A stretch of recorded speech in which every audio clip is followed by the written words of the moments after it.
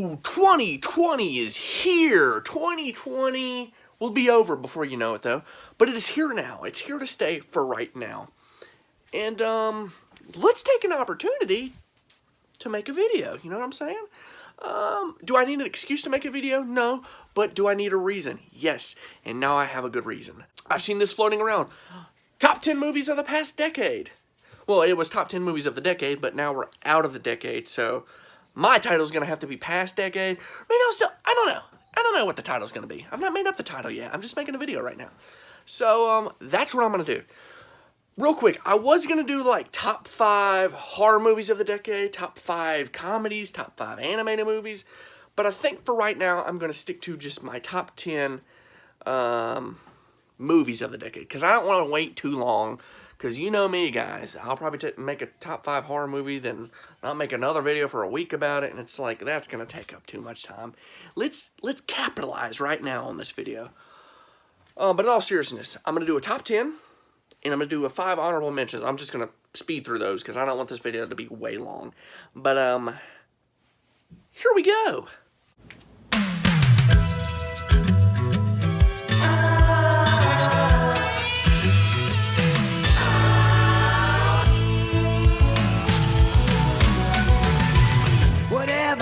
To predictability, the milkman, the paperboy, evening TV.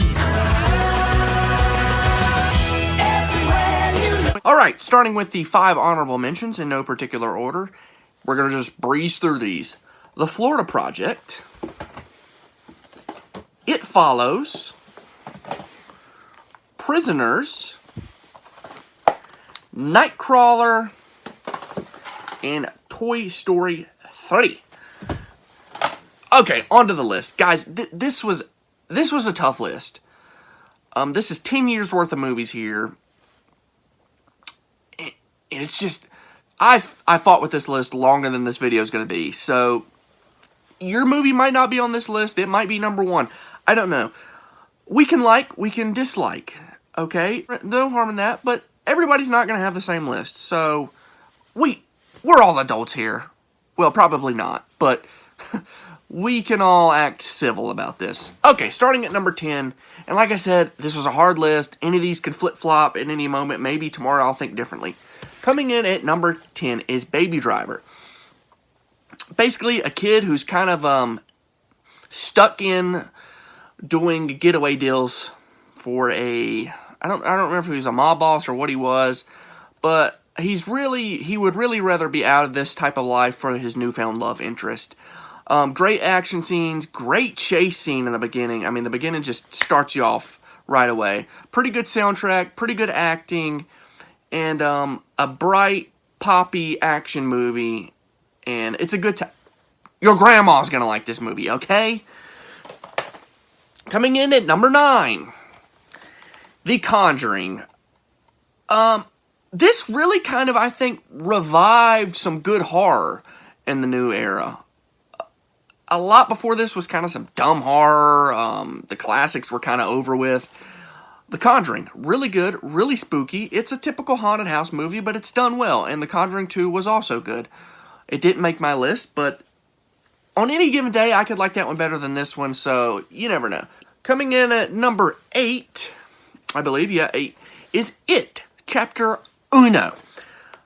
A not as scary movie as The Conjuring, of course, but it really is kind of like The Goonies meets Stranger Things meets a creepy clown, which I've said before. Very well done. Better than the original. This was a movie that did need a remake, I believe. I love Tim Curry, but this version is great. It Chapter 2 was not as good, but I liked it, I think, better than some people did. So yeah, this is definitely a must-watch. Everybody's going to like this. Well, maybe not clown haters. I don't know. There's a big phobia of clowns, okay? I don't know who those people are. I don't love clowns, but I'm not that scared of them. But yeah, this is great. I mean, it just follows a group of kids in Derry, Maine, I believe. This is a Stephen King movie, so I think a lot of his stories take place in that town, I believe. I don't read a lot, so I hardly know how to read, so don't hold me to that, guys. But yeah, it's just a group of kids that kind of find their way and battle a clown. All right, coming in at number 7 is Inside Out. Okay, I saw this in the theaters and loved it instantly. Pixar has some clever movies. We all know that. But this has got to be one of the cleverest movies. That's a word, right? Cleverest? It is now. Basically, you have the emotions shown on this cover, and it kind of just gets in Riley's head. Riley is the name of the girl in the movie. It takes place in her head. She's going through changes in life. She's moving to San Francisco, I believe it is, because they put broccoli on pizza or something like that. It takes you in her head. It gives you all of her emotions, what she's missing out on, what she's sad about certain things. So you have sadness in here, you have anger, you have joy. And it just takes you down pretty much her whole life with these characters. Very well written, looks great. I mean, it's Pixar animation, so you know it's going to look great. And this is a rewatchable movie. It has some heartwarming moments, it really does. This could be my favorite Pixar movie of all time. Well, not over Toy Story, but it's definitely one of my favorite newer renditions of them. It did beat out Toy Story 3. I love Toy Story 3, but as you see, this is actually on the list. Great movie. Great movie. The whole family can watch it. Coming in at number 6 is Django Unchained. This is a hilarious movie. This is a great action movie. This is a great dramatic movie. This is a tension-gripping, thrilling movie with some great dialogue, as you know it will be. It's Quentin Tarantino. Quentin Tarantino makes a Western. What else do you want in your life? I mean, what else do you want? Christoph Waltz, I love in here. Leonardo DiCaprio, I love in here. Jamie Foxx did good as well. Great soundtrack in here. Ennio Morricone, I think that's how you say his name, from The Good, the Bad, the Ugly, the Spaghetti Western trilogies, is in this movie, okay? What if you have a soundtrack to a Western, you gotta have him. Basically, Christoph Waltz frees a slave to go find a slave trader in Candyland. Leonardo DiCaprio. And, man, this movie is awesome. This movie is great. There's a really funny scene in this movie with Jonah Hill, of all people, to where they're trying to... Basically, they got a bunch of sacks over their head, but they can't see out of them. And it almost turns into a comedy at one point. I know a lot of you have probably already seen this, especially you Tarantino fans. This is one of his best movies, and I love this movie to death, and it's very rewatchable. It's pretty long, but it's rewatchable. Coming in at number 5 is The Edge of 17. This movie kind of harkens back to the Breakfast Club days, the 16 Candles days, those classic throwback 80s coming-of-age stories. And that's what this is. This is a coming-of-age story starring Haley Steinfeld, Woody Harrelson, and Kyra Sedgwick. And basically, it's a girl, and her best friend falls for her brother. And they become not best friends. And it's... You know, she comes to Woody Harrelson, who's hilarious in this movie, as the deranged counselor, pretty much. And yeah, it's just a good story. It's a coming-of-age story that we've not seen lately in Hollywood, that we kind of need more of again. Anybody can watch this. You can watch this. This is a great movie to watch anytime. It's very well-paced. And, yeah, it just takes you through this girl, and she has a lot of sad moments in her life, and it kind of shows her strength in the end. And really turning around to do the right thing. Great movie, great movie. A lot of funny parts too. Woody Harrelson's great in here. Coming in at number 4 is Whiplash. Man, this is a very tension-filled movie. Basically, a kid who wants to become a drummer goes to one of the best schools, to one of the best teachers, but this teacher has got some anger problems. Let's just say that. This teacher pushes him to the limit, whether it be good or bad. Probably bad. J.K. Simmons gives the performance of his career, I think, in here. I've not seen much Miles Teller. I did like him in this role. I've not seen much of his other movies, but this movie was great. This, I would say, this poor kid goes through, you know, everything with this guy. This guy breaks him, okay? A spellbinder. Miles Teller and J.K. Simmons will blow you away. Pretty much. It really does. And you really start to feel for this kid. He puts his life into this drumming. He really does. Coming in at number 3 is I, Tonya. I gotta hurry up. I'm making this long. I, Tonya. The Goodfellas of figure skating. Margot Robbie, I believe, was nominated for this movie, playing Tanya Harding. We all know about the Tanya Harding scandal, breaking the kneecaps, this, and that.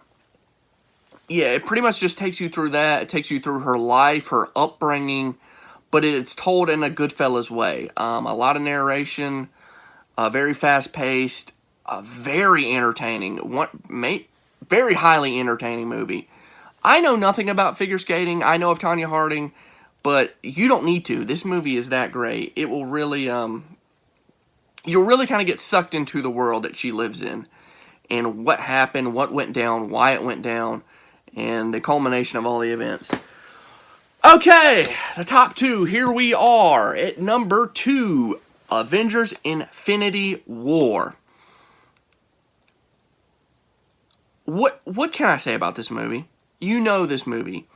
This is my favorite Avengers movie. One of my favorite Marvel movies. Well, no, I guess it is my favorite Marvel movie. What am I talking about? No, honestly, that goes to Tobey Maguire's Spider-Man. And I'm not being sarcastic. I love that movie. It's very nostalgic for me. This is the Empire Strikes Back of the modern day. The bad guys win. Thanos is great. He lived up to the hype that he was going to be. And I'm glad he turned out the way he did. I love this movie. Everybody's in here. The Guardians are in here. Spider-Man's in here. All the Avengers. Doctor Strange trying to take down Thanos. And Thanos is just not having it. He's wanting to take over the world. But like I said, this is the Empire Strike. The Avengers are the 80s Star Wars. Okay, that's how I put it. The bad guys win in this movie. And you're really concerned. People that have been following these Marvel Cinematic Universe movies for the past years are really invested in these characters. Okay, this universe has gotten larger than life, and this movie is the magnum opus to me. Endgame is the finale, and it's great. Infinity War beats it out a little bit, I think. If you haven't seen it, you're living under a rock. So, but no, it's just, I don't know if there's ever going to be another important series of movies like The Avengers. It was larger than life, as I said. It is an important piece of pop culture that will be ingrained. I think in the next 20, 30 years, that movie is going to be very nostalgic to people. All these Marvel movies will be. They've been done so well, and I love them. Coming in at number 1 is Once Upon a Time in Hollywood. I know, maybe not all of you will agree with this. Maybe you will. My favorite Quentin Tarantino movie of all time. Okay, this is a love letter to the old Hollywood. It really is. I love the old Hollywood. This is the magical days. But this is also the changing of days.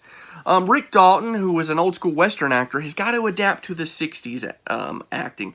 The 50s to the 60s, that was a huge change. Okay, Hollywood's changing. Hollywood is way changed now, as you know.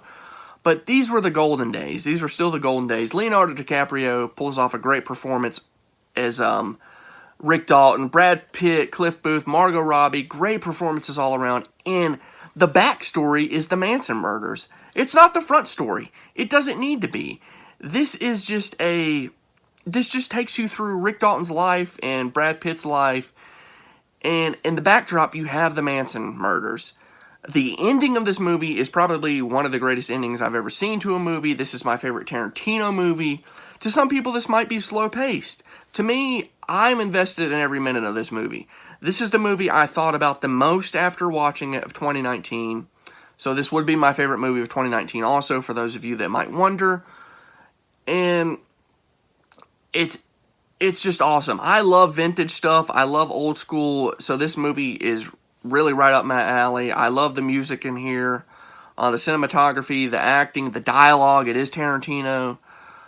It's great. And there's some good tension moments in here too. I mean, Tarantino, I would love to see him do maybe like a thriller. I don't know if he will.